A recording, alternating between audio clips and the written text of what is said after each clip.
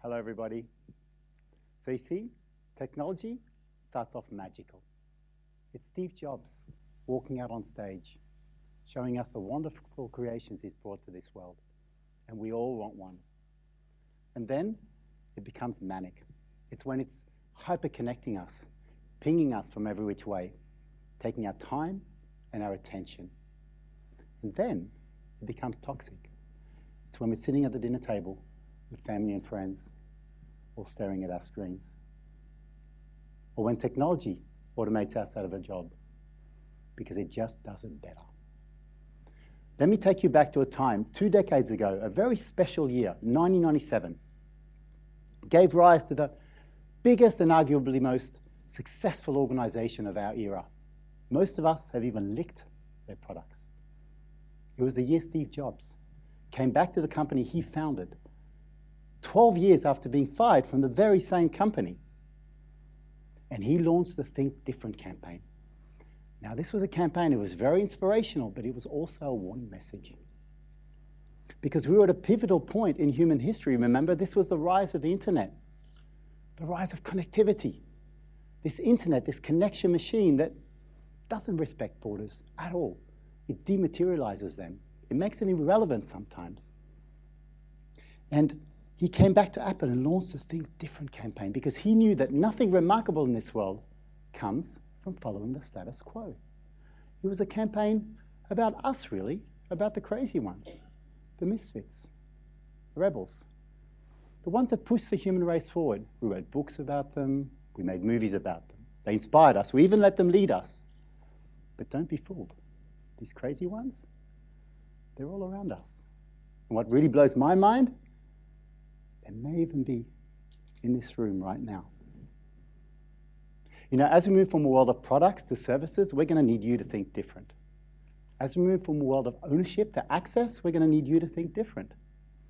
And as we move from a world of scarcity into a world of abundance, we're going to need you to think different because that's all technology does. It turns scarce resources into abundant ones.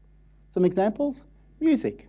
We used to buy a cassette, a CD, an MP3, and now we access 42 million songs for the price of a cup of coffee.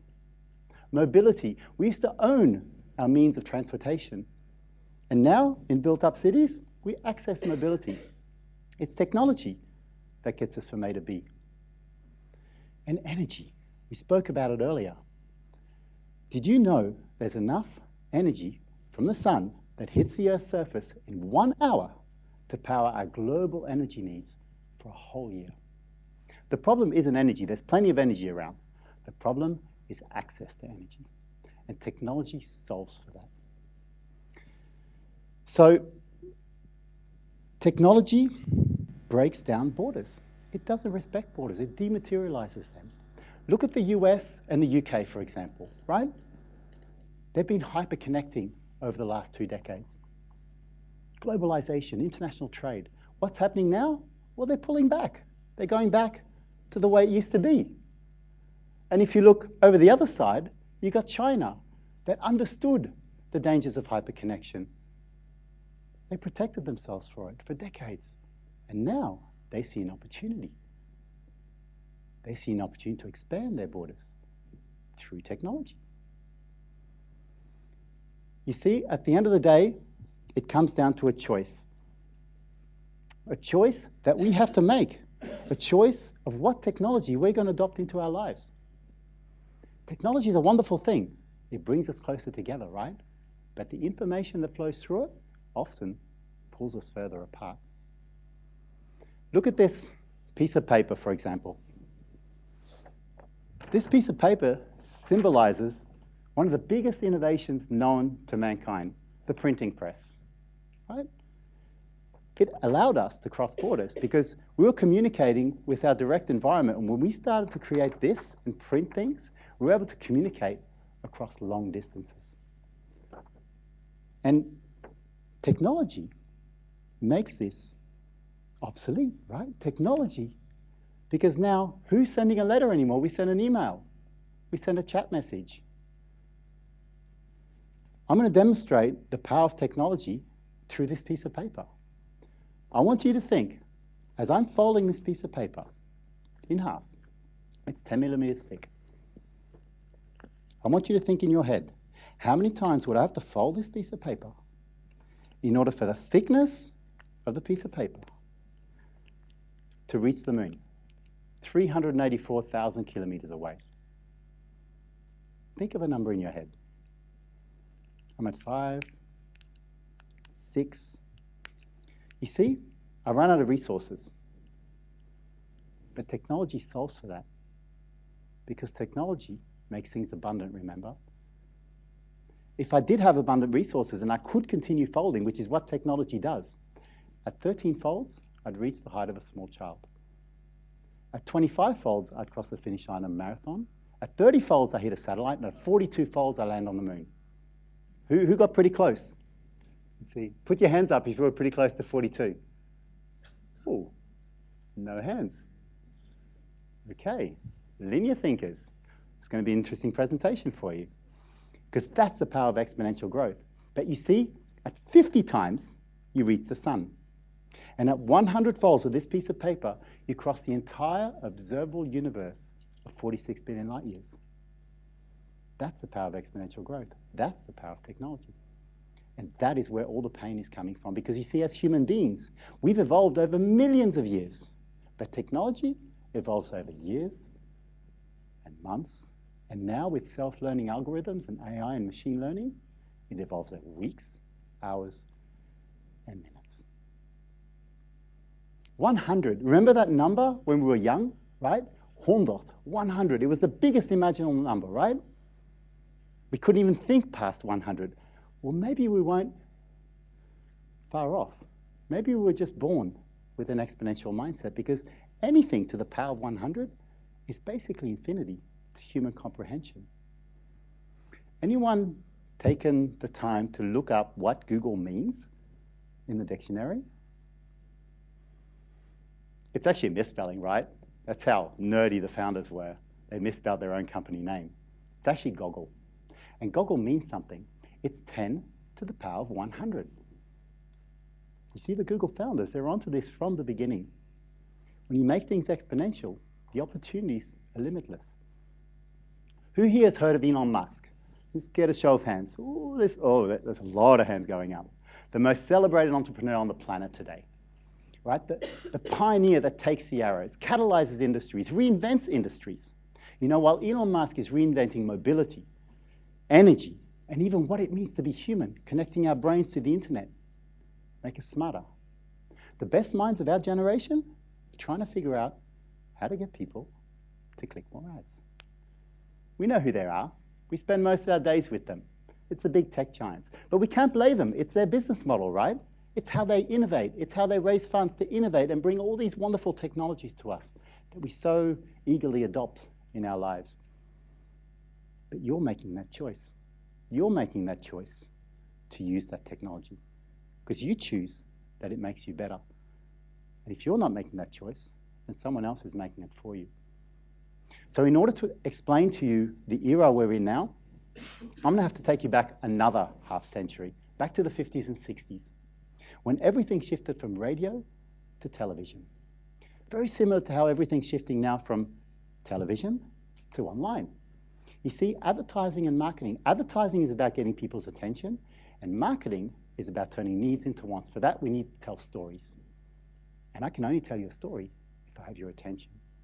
So print, radio, television, all these mediums were invented by advertisers and marketers in order to focus your attention, bring you in for the content, and in that attention, deliver you a message. They had control.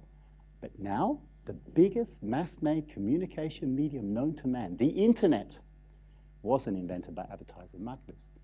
It was invented by a bunch of nerds for completely different reasons. And we're having a tough time communicating through this medium.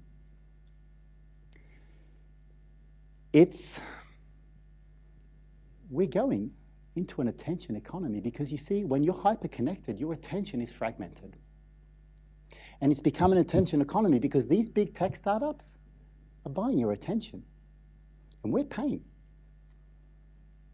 Remember at school, your teacher used to say, pay attention? And at home, right, your mum and dad, pay attention. If you want to do well in this life, pay attention. Well, today we're paying attention, all right, except this time we're paying it to the big tech companies. And they're getting very, very rich.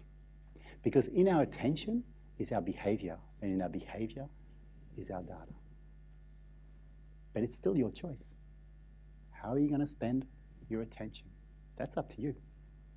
So we're in an era now where we're building our relationships through technology.